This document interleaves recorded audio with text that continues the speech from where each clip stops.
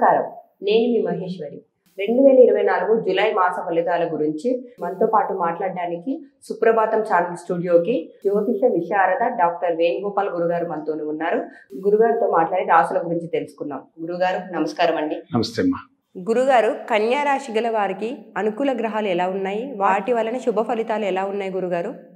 ఈ కన్యా రాశి వారికి 2024 జూలై మాసంలో అనుకూలంగా సంచరించేటువంటి గ్రహాలు తద్వారా వచ్చేటువంటి శుభ ఫలితాలు కనుక పరిశీలిస్తే, జన్మరాశ్యాధిపతి దశమాధిపతి అయినటువంటి బుధుడు జూలై నెల 15 వరకు కర్కాటకంలో అనగా లాభములో సంచరించడం వల్ల మీ మాటకు విలువ పెరుగుతుంది, వ్యాపార అభివృద్ధి బాగుంటుంది, ఆర్థికంగా మీరు బలాన్ని చేకూర్చుకోగలుగుతారు, నూతన వ్యాపారాలు ప్రారంభించుకోగలుగుతారు, కుటుంబపరమైనటువంటి నూతన వస్తువులు కొనుగోలుకి అనుకూల వాతావరణం కనిపిస్తుంది. చతుర్థ సప్తమాధిపతి అయినటువంటి గురుడు ఈ నెలంతా కూడా భాగ్యములో అనగా వృషభ రాశిలో సంచరించడం వల్ల ఈ కన్యా రాశి వారికి కుటుంబంలో శుభకార్యాల ప్రస్తావన కానీ, జీవిత భాగస్వామి వల్ల లాభాలు కానీ, సమాజంలో గుర్తింపు కానీ, తండ్రి గారి ఆరోగ్యం కుదుటపడడం వల్ల సంతోషకర వాతావరణం కానీ, సమాజంలో మంచి పేరు పెట్టడం తెచ్చుకోవడానికి అవకాశం ఉంటుంది.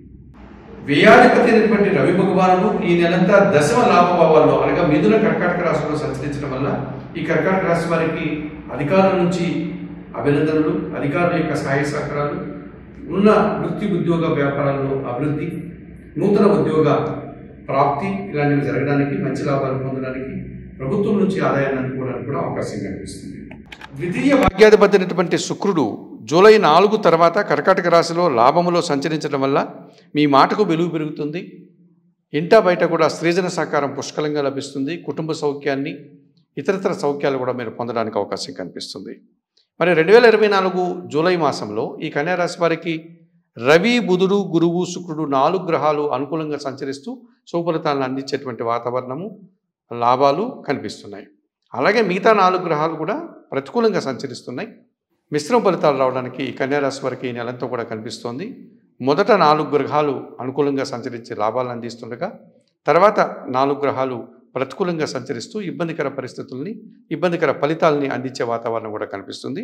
ఇందులో భాగంగా తృతీయ అష్టమాధిపతి అయినటువంటి కుజుడు ఈ నెలంతా కూడా అష్టమ భాగ్యభావాల్లో అనగా మేష, వృషభ రాశుల్లో సంచరించడం వల్ల భూవాహన సమస్యలు కానీ, లేకపోతే వాహన సంబంధమైనటువంటి అధికమైన ఖర్చులు కానీ, అలాగే జన సహాయ నిరాకరణ కానీ, అంటే జనాలు మనకు సహకరించకపోగా మనల్ని వ్యతిరేకించే ఫలితాలు, తద్వారా మనం ఇబ్బందులు కొని తెచ్చుకునే వాతావరణం కానీ, ఇలాంటివి రావడానికి అవకాశం కనిపిస్తుంది. పంచమ షష్టమాధిపతి అయినటువంటి శని భగవానుడు షష్టమ భావంలో వక్రించి పంచమ భావాన్ని అనగా మకర రాశిని చూడడం వల్ల ఆలోచనలు కలిసి రావు, సంతానం వల్ల సమస్యలు ఏర్పడతాయి, సంతానం కొన్ని సందర్భాల్లో మనకు ఇబ్బందికర పరిస్థితులు, వారి ద్వారా మనం అశాంతిని పొందే వాతావరణం కనిపిస్తుంది. ఇక జన్మరాశిలో కన్యారాశిలో కేతు సంచారం ఎప్పటి నుంచో జరుగుతోంది. మనం దేన్నైతే ఆశిస్తామో, దేని మీదైతే ఎక్కువ ఆశలు పెట్టుకుంటామో ఆ పనులు నిరాశని కలిగిస్తాయి, ఆటంకపరిచేటువంటి వాతావరణంగా కనిపిస్తుంది. అలాగే సప్తమ భావంలో రాహు సంచారం కనిపిస్తుంది కనుక మీనరాశిలో దురాశ పనులతో కలిసి మనం సంచరించాల్సిన వాతావరణం, అలాగే ఒక రకమైన మోసపూరితమైనటువంటి వ్యక్తులు మనల్ని మోసం చేయడానికి అవకాశం కనిపిస్తుంది. ఆశ నిరాశల మధ్య ఈ సప్తమ భావంలో రాహువు, జన్మరాశిలో కేతువు, ఇబ్బందికర పరిస్థితి, రాహుకేతువుల దోషం మనకు ప్రస్ఫుటంగా కనిపిస్తుంది. ఈ రకంగా కుజుడు, శని, రాహుకేతువులు ప్రతికూలంగా సంచరిస్తూ ప్రతికూల ఫలితాలను అందిస్తున్నాయి. గురుగారు, కన్యారాశి గల వారికి పరిహారాలు ఎలా ఉన్నాయి, వాటి గురించి చెప్పండి గురుగారు.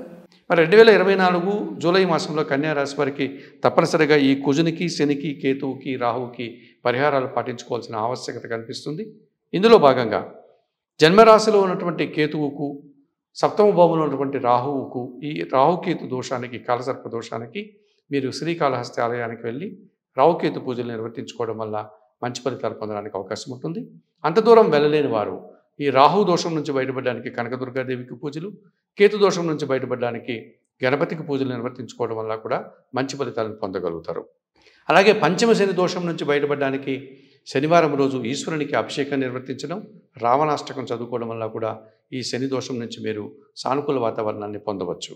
అష్టమ కుజ దోషం నుంచి బయటపడడానికి మంగళవారం రోజు సుబ్రహ్మణ్య స్వామికి అభిషేకం నిర్వర్తించండి. రోజు కూడా సుబ్రహ్మణ్య కరావలంబ స్తోత్రం చదువుకోండి. అలాగే మంగళవారం రోజు మన కుటుంబంలో పనిచేసే పనివారికి 1 కేజీ కందిపప్పు దానం చేయడం వల్ల ఈ కుజ దోషం నుంచి బయటపడి మంచి ఫలితాలు పొందడానికి అవకాశం కనిపిస్తుంది.